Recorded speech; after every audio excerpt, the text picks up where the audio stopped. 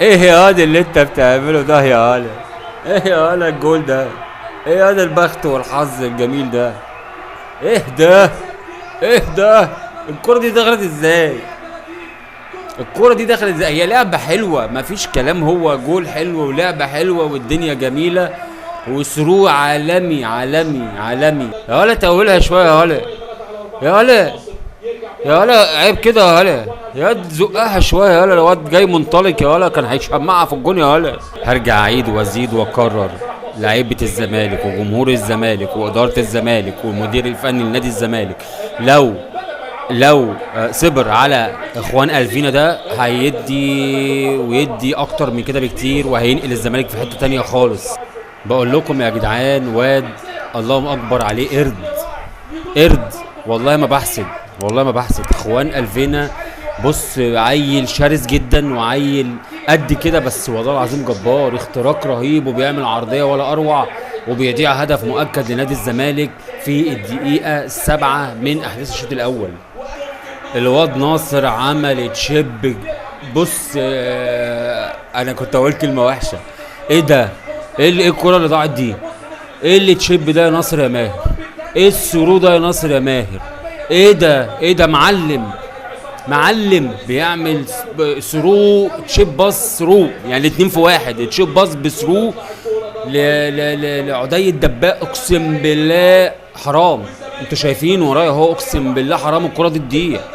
نادي المصري بيرد على ناصر ماهر، بيردوا على ناصر ماهر برضو تشيب باص عالمي يروح لصلاح محسن، وانفراد رهيب لصلاح محسن بيعدي من محمد صبحي، ومحمد صبحي بيخرج بره الكرة خالص، والكرة بتعدي بشكل غريب كده، وصلاح محسن بيقع في منطقة ال 18. هل ضربة جزاء ولا لا؟ معرفش، لسه بقى الفار هيشوف، وهنشوف مع بعض دي ضربة جزاء ولا مش ضربة جزاء، لان هي مش باينة قوي. ايوه هنشوف اهو، والله فيها شك صراحة. عمر جابر بيعمل خطأ مع صلاح محسن داخل منطقة ال 18، ممكن يكلفهم ضربة جزاء. الخطأ ده ممكن يكلفهم ضربة جزاء لو الفار اتدخل. ولا حكم الساحة حسب حاجة، ولا حكم الفار حسب حاجة، ومفيش ضربة جزاء للنادي المصري، ولسه نتيجة زي ما هي 0-0، وبنلعب دلوقتي في الدقيقة 12 من أحداث الشوط الأول. ايه اللي النادي المصري بيعمله ده يا جدعان؟ ايه اللي النادي المصري بيعمله ده؟ ايه العرضيه دي؟ وايه ايه الكواليتي في السنده بالراس؟ ايه ده؟ ايه ده؟ بص كده معايا، ايه ده؟ ايه العرضيه دي؟ وايه السنده من صلاح محسن دي؟ وايه ده؟ ده كان هيبقى جون عالمي لو كان دخل ده. الفرقتين مبهدلين بعض، والنادي المصري ضيع هديه دلوقتي. حسام عبد المجيد وقع في الارض وبتاع، وفكر الحكم هيديله ضربه حره وبتاع، فايه الحكم مشى الكوره، والنادي المصري ضيع فرصه جامده جدا وهديه جميله جدا من حسام عبد المجيد. والفرقتين طاحنين بعض. انا كنت متوقع من امبارح انه هيبقى ماتش تقيل. انا مش عارف لعيبه المصري هتعترض على ايه. لعيبه المصري كانوا فاكرين ان الحكم ادى ضربه جزاء، يعني بدل ما يحسب تسلل شاور الاول على ركله الجزاء، عشان كده لعيبه المصري انفعلت وجريت عليه وكانت بتعترض وكده. ايه يا واد اللي انت بتعمله ده يا ولا؟ ايه يا ولا الجول ده؟ ايه يا واد البخت والحظ الجميل ده؟ ايه ده؟ ايه ده؟ الكرة دي دخلت ازاي؟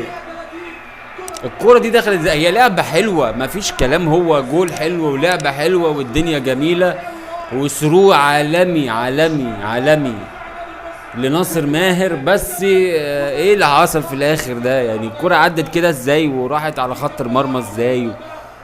يعني في ايه اللي حصل؟ مش فاهم. خبطت في كعب رجله وراحت خبطت في العارضة واتمشت على الخط كده. 1-0 لنادي الزمالك في الدقيقة 29 من احداث الشوط الاول.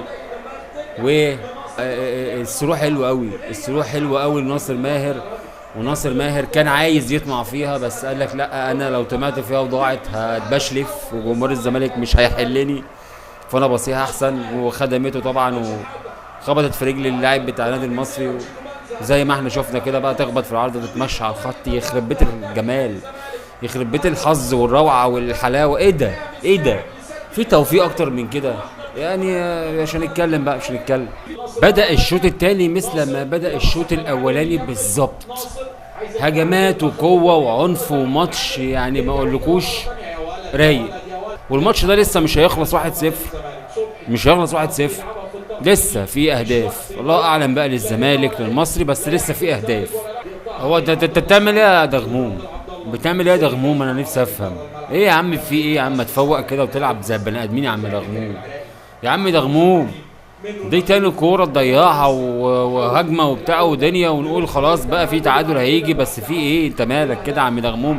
فوق معانا كده الله يكرمك. يا ولا تقولها شويه يا ولا، يا ولا، يا ولا عيب كده يا ولا، يا واد زقها شويه يا ولا. الواد جاي منطلق يا ولا، كان هيشمعها في الجون يا ولا، يخرب بيتك. بأمانة الله الواد كريم العراقي عمل شغل عالمي. بأمانة الله الواد كريم العراقي ده يعني مش عارف اقول ايه. هل مثلا هو ظاهر بالشكل ده عشان بيلعبوا الزمالك؟ اتمنى ان يكون حد شايف اللي انا شايفه. يعني عبد الله السعيد وزنه زايد زياده عن اللزوم، وعبد الله السعيد خلاص تقريبا كده بيشحر.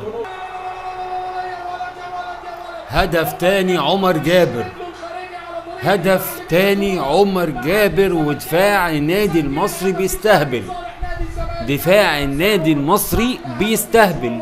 هدف تاني عمر جابر بوش رجله الخارجي، برجله اليمين بوش رجله الخارجي كده في الزاوية البعيدة. بأمانة الله هدف، بأمانة الله هدف. ما هو ده دلع، ده دلع، وده يعني مش عارف اقول عليه ايه بالظبط. بص ايه ده؟ ده اسمه ايه؟ ده اسمه ايه؟ 2 مدافعين مع اخوان الفينا؟ ما فيش. بس هو اللي عمل الهدف اخوان. اخوان ده يا جدعان انا هفضل اعيد وازيد واقول الواد ده اتقالوا عليه هيطلع قماش. اعتقد كده بقى ان احنا هنبتدي نشوف تضحيات شويه من لعيبه النادي المصري.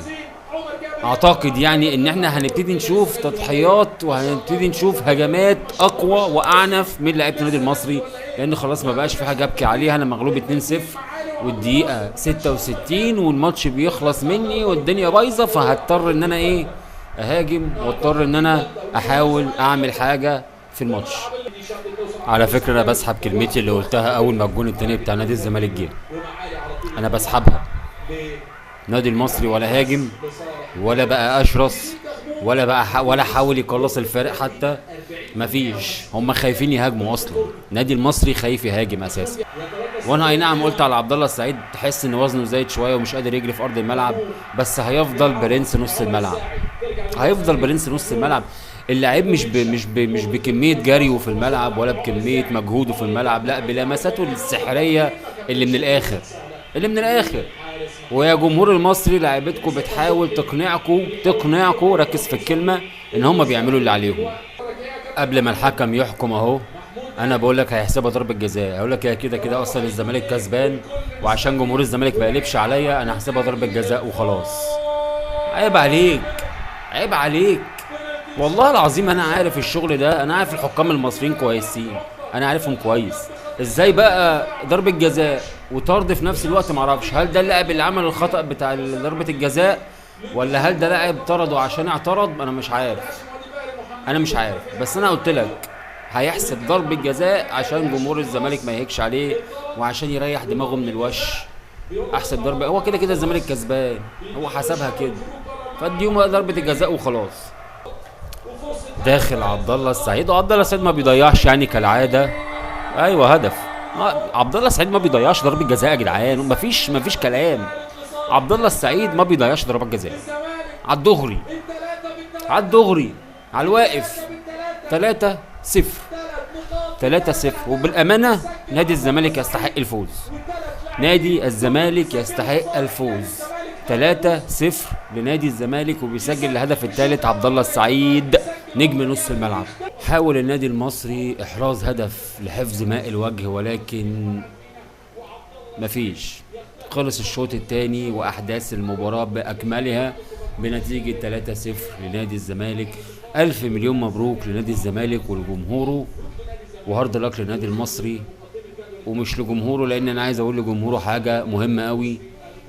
لعيبتك حاولت تقنعك ان هم عملوا اللي عليهم، بس هم ما عملوش اللي عليهم ولا حاجه. هم ضيعوا اهداف كتير قوي في الشوط الاول كانت ممكن تغير مسار المباراه تماما.